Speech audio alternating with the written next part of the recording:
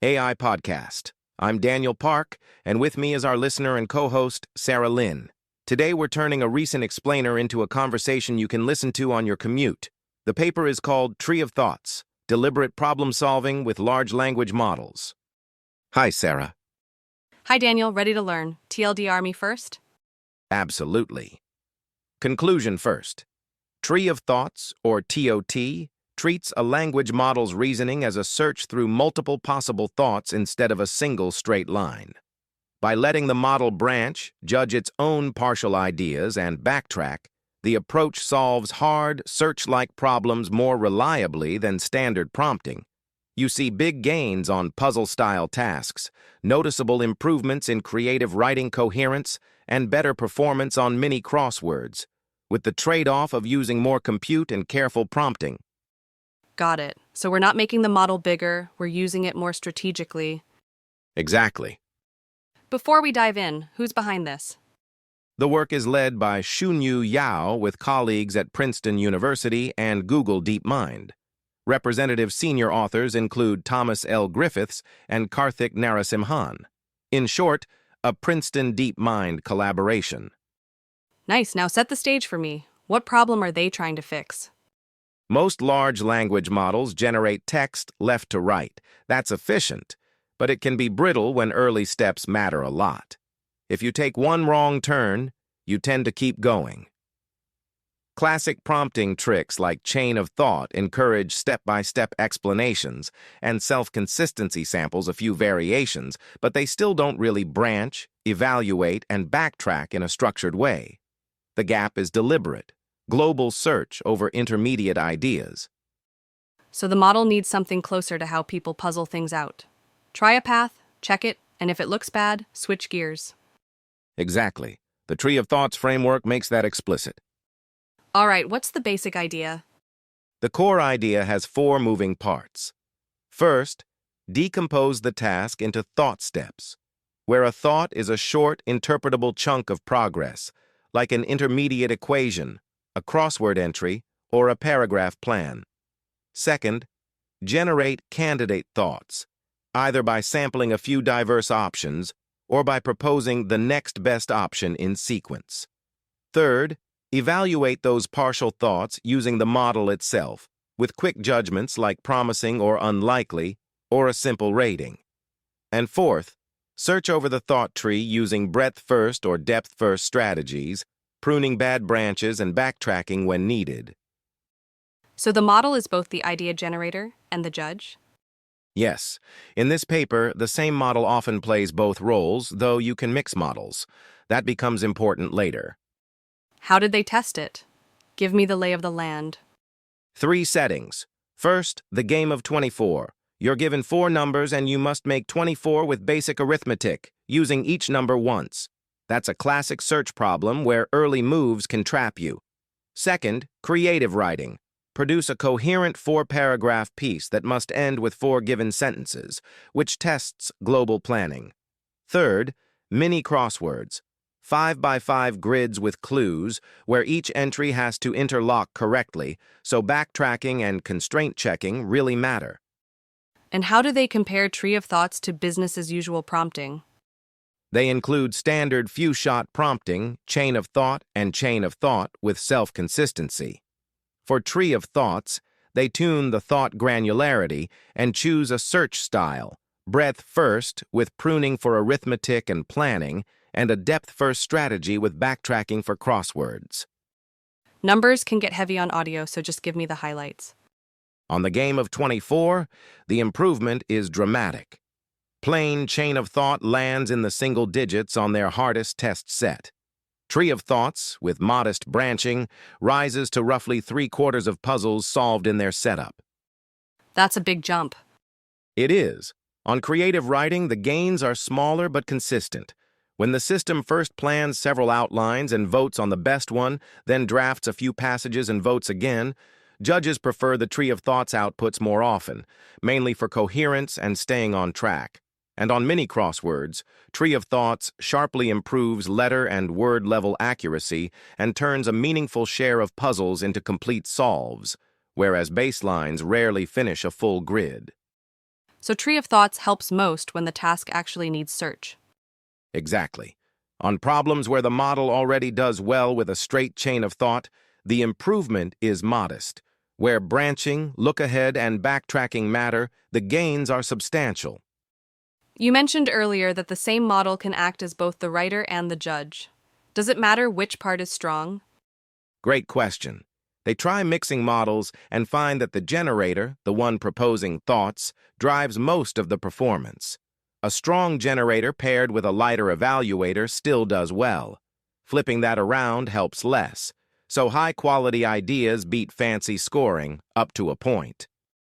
Interesting. What about cost? This sounds like more calls and tokens. It is more expensive than one-shot prompting or basic chain of thought. You're exploring multiple branches and asking for evaluations. In practice, you trade speed and cost for reliability. Whether that's worth it depends on the application. A tutoring system that must be right, or a planning tool that benefits from a better first draft may gladly pay the extra compute. Let's zoom out. Where does this fit in the broader research landscape? Historically, people have tried to get models to reason better by asking them to show their work, by sampling many explanations and taking a vote, or by adding external tools like calculators or code interpreters. Those help, but they still tend to commit early and don't coordinate a global search. Tree of Thoughts brings in classic problem-solving ideas like search trees, heuristics, and backtracking, and plugs them into language model inference. If you set the tree depth to 1, you're basically back to a single chain, so Tree of Thoughts generalizes chain of thought. Makes sense. Any caveats I should keep in mind? A few. First, the test sizes in the main experiments are modest. The effect sizes are large on puzzles, but we don't get tight confidence intervals. Second, for creative writing, some of the scoring uses the model as a grader. They also include a small human preference study, but larger external evaluations would help.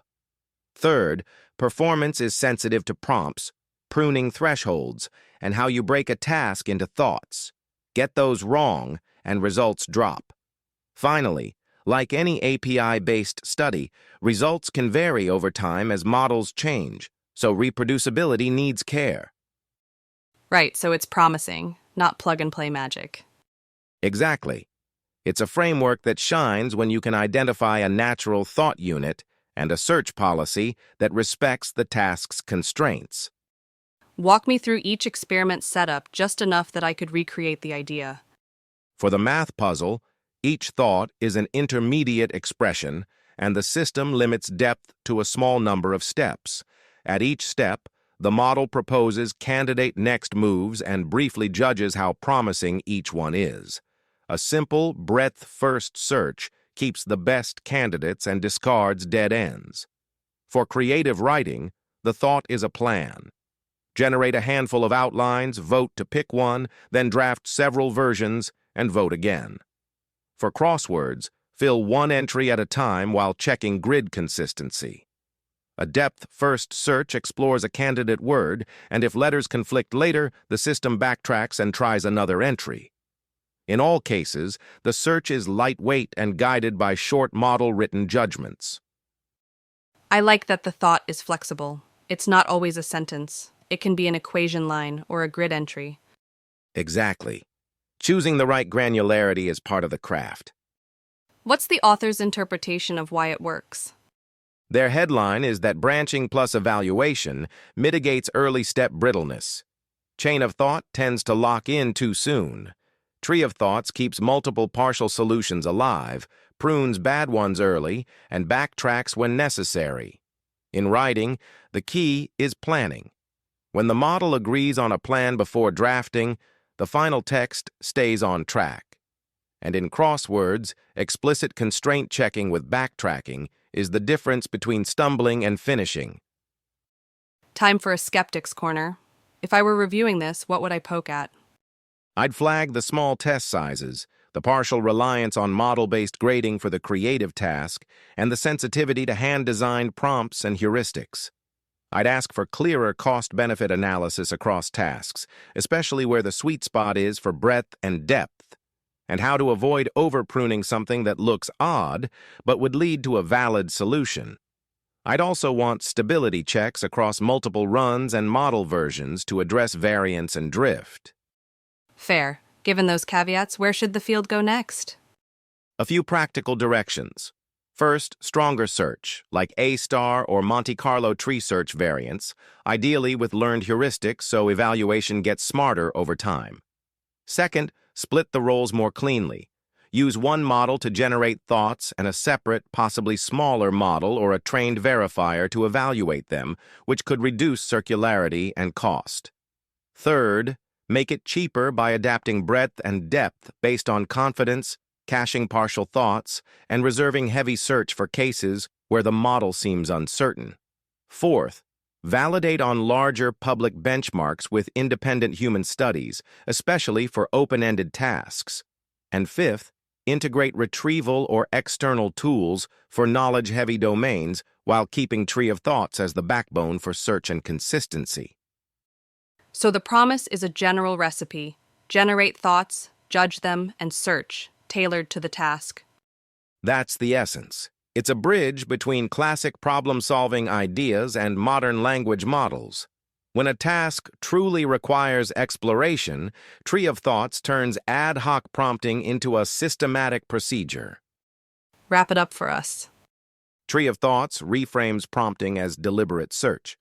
It improves reliability on hard problems by exploring multiple partial solutions, evaluating them, and backtracking when needed.